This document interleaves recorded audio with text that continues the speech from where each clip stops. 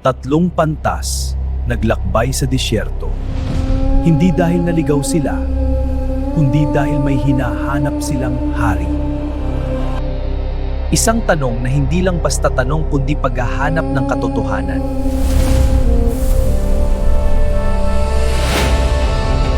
Sa gitna ng kaharian, may paparating na lihim na magpapayanig dito.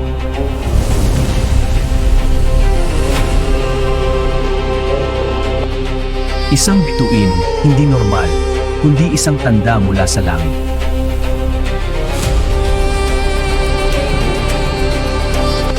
Matagal nang isinulat na may darating na hari mula sa Israel.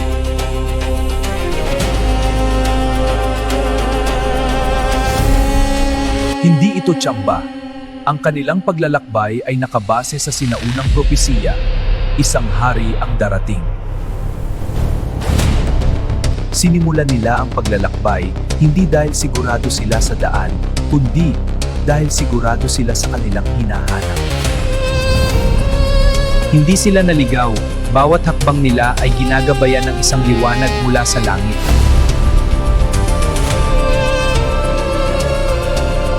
Ngunit may isang hari na natakot sa balitang ito dahil alam niyang may darating na papalit sa kanya. Hindi lang si Herodes ang natakot, kundi ang buong lungsod dahil alam nila may paparating na pagbabago. May eksaktong lugar. Hindi ito hula, kundi direksyon. Bethlehem ang sagot. Hinahanap nila ang sagot sa lumang kasulatan. Ito, tingnan mo, ang propesiya ay nagsisimula dito. Tama, dahil ang lihim ng bagong hari matagal nang naisulat. Sa isang maliit na bayan na halos walang nakapapansin doon ipapanganak ang hari.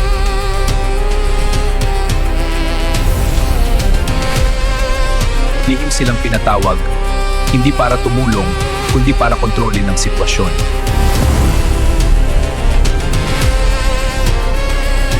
Sa likod ng kanyang salita, hindi pagsamba ang kanyang layunin, kundi kontrol at kapangyarihan. Hindi ito static, gumagalaw ito. Na parang may direksyon. At muli, lumitaw ang bituin na gumabay sa kanilang landas.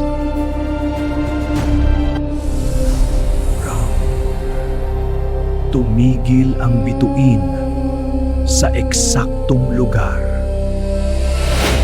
Sinundan nila walang pag-aalinlang kahit hindi nila alam ang dulo. Sinundan nila walang pag-aalinlang kahit hindi nila alam ang dulo. At sa wakas, tumigil ang bituin sa eksaktong lugar na kanilang hinahanap.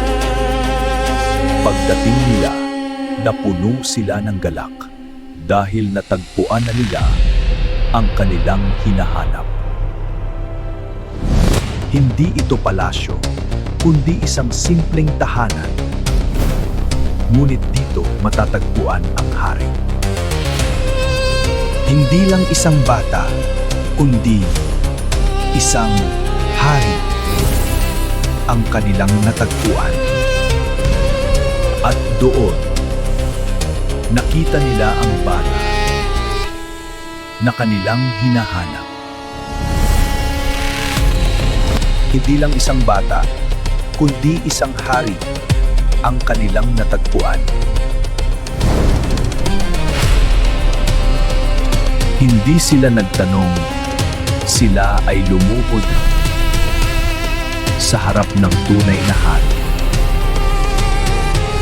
Hindi sila dumating ng walang dala. Dala nila ang kanilang handog para sa hari. Hindi ito pagbisita, ito ay pagsamba na may buong pagkilala. Dito malinaw ang dahilan ng kanilang paglalakbay. Hindi para makita, kundi sumamba. Ginto, Kamanyang, at Mira, mga handog para sa hari. Ginto, isang handog para sa hari, simbolo ng kanyang kapangyarihan. Kamanyang, isang handog ng pagsamba para sa banal na presensya. Mira, isang handog ng sakripisyo na may mas malalim na kahulugan. Hindi ito aksidente, hindi ito pagkakataon lang. Ito ay itinakdang mangyari. May malinaw na dahilan, hindi lang makita, kundi sumamba. Hindi curiosity, hindi simpleng paghahanap, kundi pananampalataya. Pananampalataya ang nagdala sa kanila hanggang sa dulo.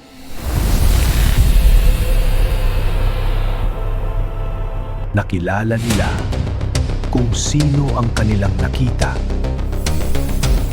ang tunay na hari.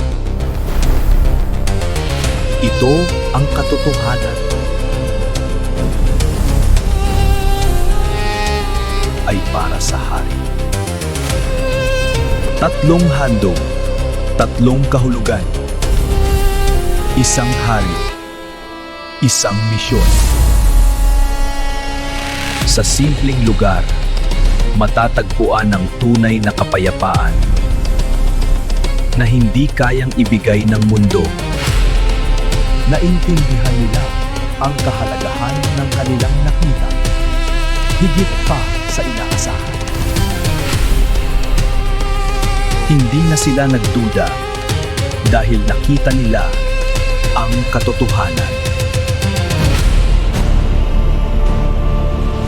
Hindi ito simpleng kwento, kundi isang katotohanan na nagbabago ng buhay. Dito nila naunawaan ang dahilan ng kanilang paglalakbay. At ito ay kumpleto na. Ito ang tunay na layunin, hindi lang makita ang hari, kundi sumunod sa Diyos. Huwag bumalik dahil may panganib sa landas na iyon.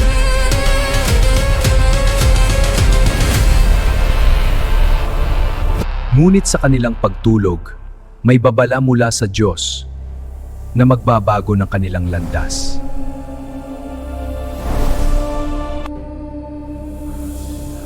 Nasundin ang babala kahit hindi madali. Nagbago sila ng landas, hindi dahil naligaw, kundi dahil sumunod. Nagpatuloy sila hindi sa sariling plano, kundi sa utos ng Diyos. Nagbago sila ng direksyon, hindi dahil naligaw, kundi dahil sumunod.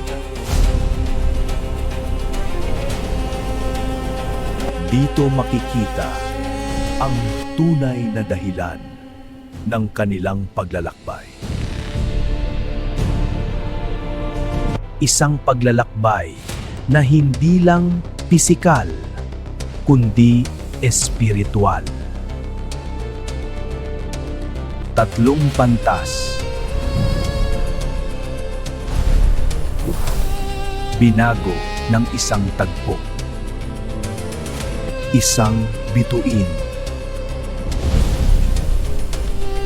sa kanilang landas. Hindi ito aksidente, hindi ito pagkakataon lang.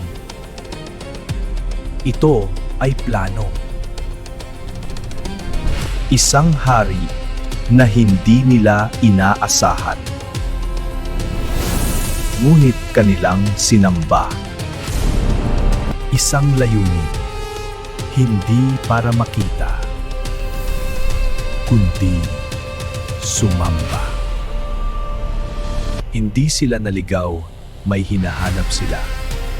Ikaw, hahanapin mo rin ba siya?